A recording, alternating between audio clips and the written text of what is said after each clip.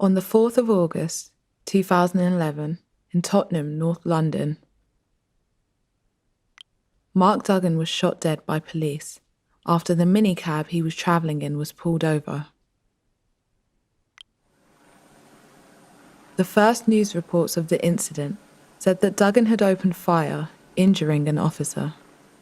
Newspapers labelled him a gangster, implying that his death was justified. 2 days later, the Metropolitan Police had still not contacted Duggan's family.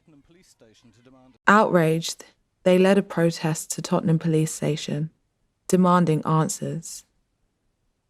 As their anger went ignored, the protest became confrontational, growing into the most widespread social unrest and police violence seen in the UK in a generation. Over the next 4 days, 5 people lost their lives and over 3,000 were arrested, resulting in almost 2,000 years of prison sentences. Duggan was being monitored by Operation Trident, a controversial police unit focused on gun crime in London's black communities. On the 4th of August, he collected a gun from Leighton in North London. He was being followed by officers from a specialist firearms unit known as CO19. When the minicab in which Duggan was travelling arrived here in Ferry Lane, Tottenham, officers carried out a hard stop, forcing the minicab to pull over.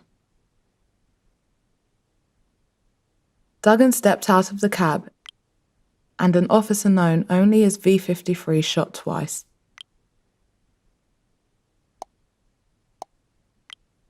Killing Mark Duggan and injuring another officer known as W42. V53 later told investigators that he saw Duggan holding the gun in his right hand and that he felt his life to be in danger.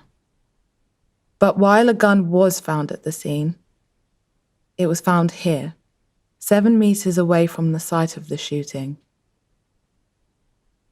The gun was covered by a sock, and no DNA evidence connected it to Duggan.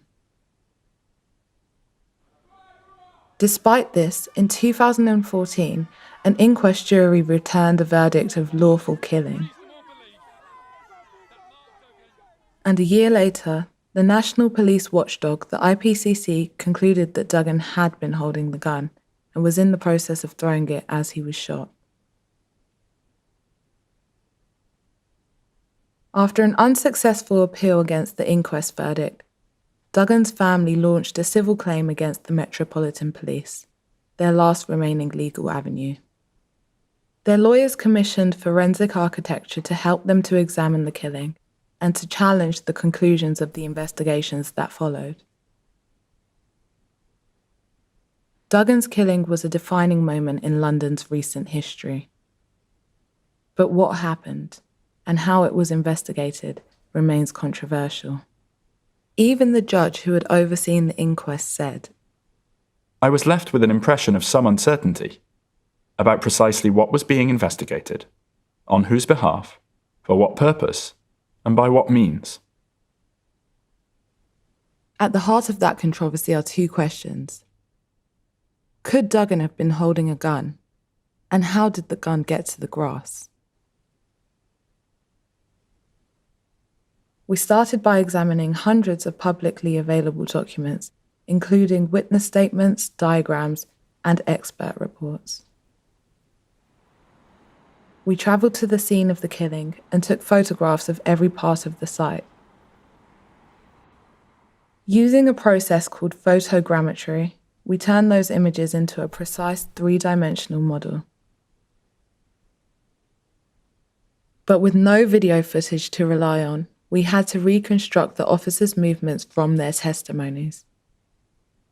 By analysing and cross-referencing their statements, we built a database which divides the incident into 9 distinct moments, from the perspective of each of more than a dozen different witnesses.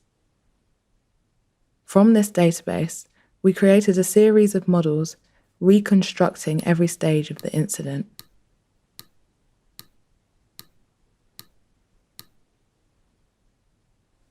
We then used plans drawn by witnesses to estimate the position of the two officers that were directly involved in the shooting. Lines of sight and other evidence narrowed down these areas. Somewhere in between was Duggan. To work out where, we created a precise 3D model of his body. Pathology reports describe the location of the gunshot wounds. The first shot went through his right bicep, grazing the right-hand side of his chest. The second shot passed through his chest, exiting through the lower left-hand side of his back. These lines tell us how Duggan would have been positioned at the time of the first shot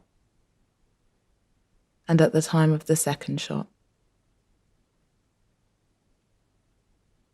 Modelling his jacket gave us more details about his body position. These holes near the left-hand pocket suggest that at the time of the second shot, Duggan's jacket was folded back on itself, with his left hand across his chest.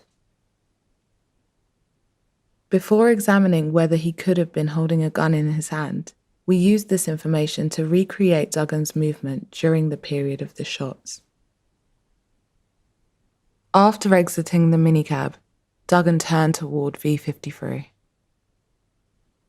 His left hand was in or near his left pocket, and his right hand was reached across his waist. He began by moving his right foot away from the minicab at an angle of around 22 degrees. As his left foot followed, he was struck by the burst bullet, which passed through his right bicep and hit W42 in his underarm radio. Duggan's right foot came across his left as he stumbled. His left arm moved up across his chest. His torso bent forward as he was hit by the second bullet, which continued through the open door of the minicab. Here's that sequence again in real time.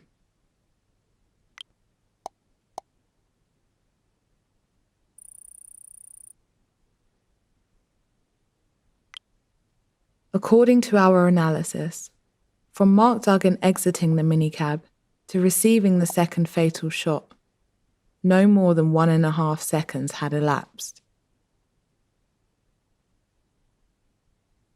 According to the IPCC, sometime during that period, Duggan threw the gun with enough force to land 7 meters away. A new study by biomechanics expert Dr. Jeremy Bauer told us that to travel that far, the gun would have to be thrown at an angle of between 31 and 40 degrees, at about 6.7 meters per second. At the